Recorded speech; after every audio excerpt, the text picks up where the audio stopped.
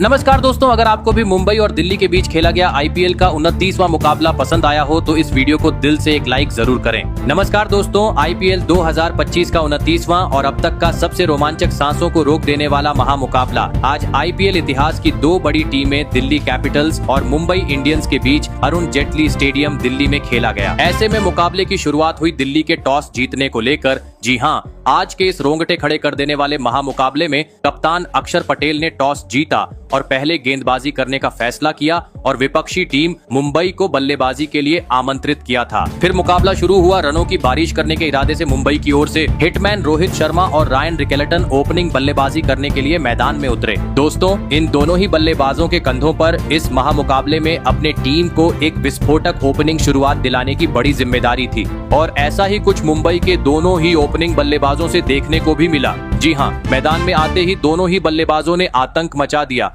और दिल्ली के गेंदबाजों के खिलाफ विस्फोटक अंदाज में ताबड़तोड़ बल्लेबाजी करते हुए चौके छक्के जड़ने शुरू कर दिए और पहले 3 ओवर में ही स्कोरबोर्ड पर 39 रन लगा दिए। आपको बता दूं, इसमें से 19 रन तो तीसरे ओवर में रोहित शर्मा और रायन रिकेल्टन ने मिचेल स्टार्क के खिलाफ बटोरे। दोस्तों, पहले बल्लेबाजी करते हुए मुंबई की ओपनिंग जोड़ी आज कुछ खतरनाक अंदाज में दिल्ली के गेंदबाजों के खिलाफ मैदान में नजर आ रही थी, क्योंकि पावर प्ले होने के चलते दोनों ही बल्लेबाज बेहतरीन तरीके से फायदा उठाते हुए समय समय पर गेंद को सीमा रेखा के पार पहुंचा रहे थे, जिस कारण काफी तेज गति से पावर प्ले में मुंबई आगे बढ़ती जा रही थी। वहीं आज रोहित शर्मा भी अपने पुराने अंदाज में पहली बार इस आईपीएल में नजर आ रहे थे, जिस कारण उनके पास आज बड़ी पारी खेलने का सुनहरा मौका था। लेकिन दोस्तों, तभी मैच के 5वें ओवर में एक बार फिर रोहित शर्मा गलती कर बैठे और गेंदबाजी कर रहे विप्रराज निगम ने खिलाफ 5वीं गेंद पर स्वीप शॉट मारने के चक्कर में एलबीडब्ल्यू आउट होते हुए अपना विकेट गवा बैठे। दोस्तों, रोहित ने आज एक बार फिर सभी प्रशंसकों को काफी निराश किया। आपको बता दें, रोहित शर्मा 12 गेंद में 18 रन की पारी खेल आउट हुए। ऐसे में अब 3 नंबर पर बल्लेबाजी करने मैदान में उतरे विस्फोटक बल्लेबाज सूर्य कुमार यादव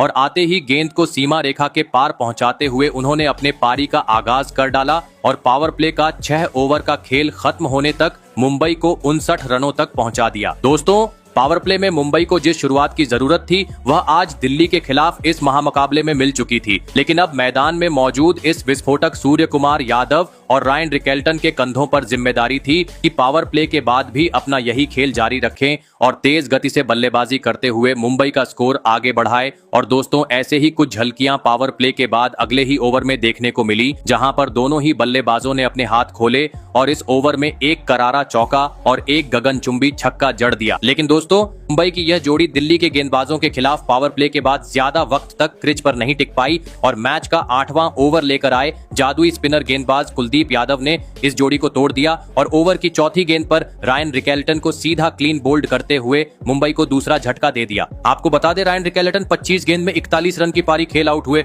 दोस्तों, इस विकेट के चलते अब दिल्ली के प्रशंसकों में खुशी की लहर मैदान पर नजर आ रही थी। ऐसे में दोनों ही ओपनिंग बल्लेबाज पवेलियन लौट जाने के बाद अब दिल्ली के गेंदबाजों का सामना करने मैदान में उतरे तिलक वर्मा और आते ही उन्होंने अपने अनोखे अंदाज में अपने पारी की शुरुआत करते हुए एक तेज तर्रार चौका जड़ दिया। फिर यहां से इन दोनों की बल्लेबाजों ने मुंबई के पारी को संभाला और एक बार फिर तेज गति से स्कोर बोर्ड को आगे बढ़ाना शुरू कर दिया। दोस्तों, दोनों ही बल्लेबाज आज एक बेहतरीन लय में मैदान पर नजर आ रहे थे, जिस कारण हर गेंद पर अब मुंबई के बल्लेबाजों से बड़ा शॉट देखने को मिल रहा था। काफी आसानी से दोनों ही बल्लेबाज हर ओवर से 10 से 12 रन बटोरते नजर आ रहे थे। और दोस्तों, इसी बीच मैच का 13वां ओवर मैदान में मौजूद सूर्य कुमार यादव और तिलक वर्मा ने बुरी तरह फोड़ डाला और गेंदबाजी करने आए। विप्रराज निगम का समाचार लेते हुए इस ओवर में एक गगनचुंबी छक्का तो 2 जोरदार चौके जड़ डाले। दोस्तों, मुंबई की यह जोड़ी अब दिल्ली के लिए वक्त के साथ खतरा साबित होती हुई दिख रही थी, क्योंकि अब इन दोनों ही बल्लेबाजों ने 5वीं विकेट के लिए 50 से अधिक रनों की साझेदारी भी निभा डाली थी।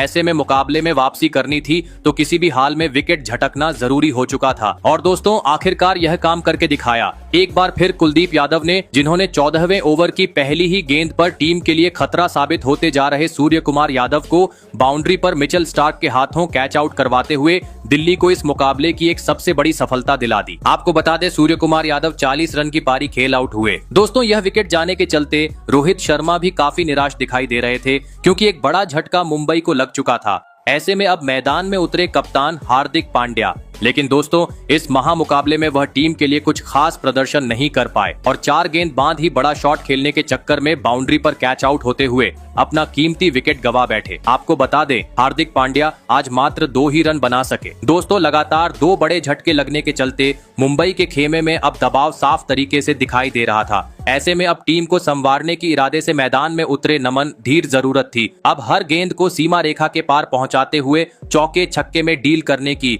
क्योंकि अब मात्र अंतिम 24 गेंद का खेल बाकी था। और ऐसा ही कुछ मैच के 17वें ओवर में देखने को मिला, जहां पर पहली गेंद पर नए बल्लेबाज नमन धीर ने एक गगनचुंबी छक्का जड़ दिया, तो तीसरी गेंद पर तिलक वर्मा ने एक बेहतरीन चौका जड़ते हुए महज 26 गेंद में दिल्ली के खिलाफ अपना तूफानी 50 पूरा कर लिया। दोस्तों अंत के ओवर में अब मुंबई के बल्लेबाजों से विस्फोटक खेल मैदान पर नजर आ रहा था। जी हां, क्योंकि तिलक वर्मा तो पहले से ही सेट थे और दूसरी छोर से मैदान में उतरे। अब नमन धीर भी अपना असली रंग दिखाते हुए अंतिम ओवरों में हर गेंद को सीमा रेखा के पार पहुंचाते जा रहे थे, जिस कारण मानो जैसे रनों की बरसात अरुण जेटली स्टेडियम पर प्रशंसकों को देखने को मिल रही थी। और दोस्तों अपनी इसी घातक बल्लेबाजी को इन दोनों ही बल्लेबाजों ने 20वें ओवर के अंतिम गेंद तक जारी रखा और मुंबई को 200 रनों के पार पहुंचाते हुए यह महामुकाबला जीतने के लिए दिल्ली के सामने 206 रनों का विशाल लक्ष्य खड़ा कर दिया। ऐसे में दोस्तों इसके बाद मुंबई से मिले 206 रनों के लक्ष्य का पीछा करने दिल्ली की ओर से जैक फ्रेजर और अभिषेक पोरेल बल्लेबाजी करने के लिए मैदान में उतरे। दोस्तों मुंबई ने दिया हुआ लक्ष्य बड़ा था, ऐसे में दोनों ही बल्लेबाजों पर ताबड़तोड़ शुरुआत दिलाने की बड़ी जिम्मेदारी थी। लेकिन दोस्तों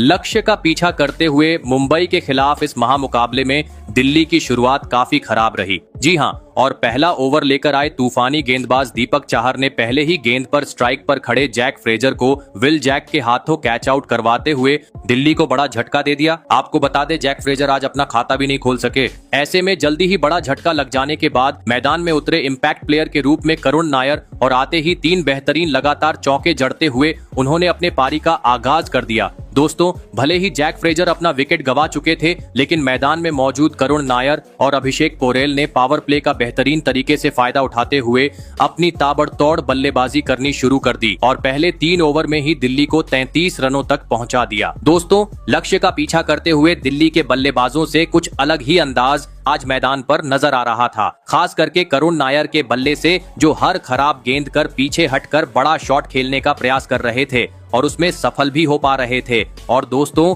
इसी बीच पावर प्ले का अंतिम ओवर स्ट्राइक पर खड़े बल्लेबाज करुण नायर ने बुरी तरह फोड़ डाला और गेंदबाजी करने आए तूफानी गेंदबाज जसप्रीत बुमराह के परखच्चे उड़ाते हुए इस ओवर में 2 आसमानी छक्के और एक करारा चौका जड़ते हुए मात्र 22 गेंद में मुंबई के खिलाफ अपना तूफानी 50 जड़ दिया और पावर प्ले का 6 ओवर का खेल खत्म होने तक दिल्ली को 72 रनों तक पहुंचा दिया। दोस्तों करुण नायर की घातक बल्लेबाजी ने पूरी तरीके से मुंबई को अब बैक फुट पर धकेल दिया था, क्योंकि पावर प्ले खत्म हो चुका था, फील्डिंग पूरी तरीके से खुल चुकी थी, लेकिन इसके बावजूद करुण नायर का बल्ला रुकने का नाम नहीं ले रहा था और आग उगलते हुए मुंबई के गेंदबाजों पर रनों की बरसात कर रहा था, जिसे देख मुंबई के कप्तान अब हार्दिक पांड्या भी काफी हताश हो चुके थे, क्योंकि दूसरी छोर से अब अभिषेक पोरेल ने भी अपने हाथ खोलते हुए गेंदबाजों का समाचार लेना शुरू कर दिया था। पूरी तरीके से दिल्ली के बल्लेबाजी अब मुंबई पर हावी थी। ऐसे में मुकाबले में वापसी करनी थी तो किसी भी हाल में अब दिल्ली की इस जोड़ी को तोड़ना जरूरी हो चुका था। और दोस्तों आखिरकार यह काम करके दिखाया मैच का 11वां ओवर लेकर आए करण शर्मा ने, जिन्होंने ओवर की दूसरी गेंद पर अभिषेक पोरेल को बाउंड्री पर नमन धीर के हाथों कैच आउट करवाते हुए दिल्ली को दूसरा झटका दे दिया। आपको बता दें अभिषेक पोरेल 25 गेंद में 33 रन की पारी खेल आउट हुए। ऐसे में अब करुण नायर का साथ निभाने मैदान में उतरे अनुभवी बल्लेबाज केएल राहुल। दोस्तों भले ही दिल्ली अपने 2 बड़े बल्लेबाजों को गवा चुकी थी, लेकिन एक छोर से अभी भी करुण नायर का बल्ला मुंबई के गेंदबाजों पर धमाल मचाते हुए रनों की बरसात कर रहा था, जिस कारण अब करुण नायर अपने शतक के काफी करीब भी पहुंच चुके थे। लग रहा था वह जरूर मुंबई के खिलाफ अपना शतक पूरा करेंगे, लेकिन दोस्तों तभी 12वें ओवर में करुण नायर अपना धैर्य खो बैठे और मिचेल सैटनर की घूमती हुई गेंद पर सीधा क्लीन बोल्ड होते हुए अपना विकेट गवा बैठे। आपको बता दें करुण नायर 89 रन की धमाकेदार पारी खेल आउट हुए। ऐसे में दोस्तों करुण नायर के रूप में बड़ा झटका लग जाने के बाद अब दिल्ली की ओर से मैदान में उतरे कप्तान अक्षर पटेल, लेकिन इस संकट की घड़ी में वह टीम के लिए कुछ खास योगदान नहीं दे पाए और अगले ही ओवर में जसप्रीत बुमराह की गेंद पर सूर्य कुमार यादव को एक आसान सा कैच थमाते हुए अपना विकेट गवा बैठे। आपको बता दें अक्षर पटेल आज मात्र 9 ही रन बना सके। दोस्तों, एक बेहतरीन स्थिति में नजर आ रही दिल्ली की टीम में अब अचानक से दबाव महसूस करने लगी थी, क्योंकि अक्षर पटेल के बाद मैदान में उतरे ट्रिस्टन स्टब्स भी जैसे आए वैसे ही मात्र 1 रन की पारी खेल पवेलियन चलते बने। साथ ही मैच के 16वें ओवर में करण शर्मा ने दिल्ली को और एक बड़ा झटका दिया और इस बार उनके शिकार बने महत्वपूर्ण बल्लेबाज केएल राहुल। आपको बता दे, केएल राहुल 15 रन बनाकर आउट हुए, जिस कारण अब अचानक से मुंबई की टीम मुकाबले में वापसी करते हुए नजर आ रही थी, क्योंकि अब दिल्ली का आधा बल्लेबाजी क्रम पवेलियन लौट चुका था। वही मुकाबला भी अंतिम चरण पर पहुंच चुका था। आखिरी 18 गेंद पर अब दिल्ली को जीत के लिए 39 रनों की जरूरत थी। मैदान में मौजूद थे आशुतोष शर्मा और विप्रराज निगम, जहां पर 18वें ओवर में विप्रराज निगम ने पहली गेंद पर छक्का तो दूसरी गेंद पर एक तेज तरह चौका जड़ा, लेकिन दोस्तों चौथी गेंद पर विप्रराज निगम गलती कर बैठे और आगे बढ़कर बड़ा शॉट खेलने के चक्कर में स्टंप आउट होकर अपना विकेट गंवा बैठे। ऐसे में अब 12 गेंद पर 25 रनों की जरूरत थी, जहां पर स्ट्राइक पर खड़े आशुतोष शर्मा ने दूसरी और तीसरी गेंद पर 2 बेहतरीन चौके जड़ डाले और 8 रन बटोरे। लेकिन दोस्तों, तीसरी गेंद पर 2 रन चुराने के चक्कर में वह रन आउट होते हुए पवेलियन का रास्ता नाप लिए और साथ ही इसके बाद मैदान में उतरे कुलदीप यादव भी रन आउट होते हुए अपना विकेट गंवा बैठे और दोस्तों अंतिम विकेट भी दिल्ली ने रन आउट के रूप में गंवा दिया, जिस कारण अंततः इस रोमांचक मुकाबले को मुंबई ने 12 रन के अंतर से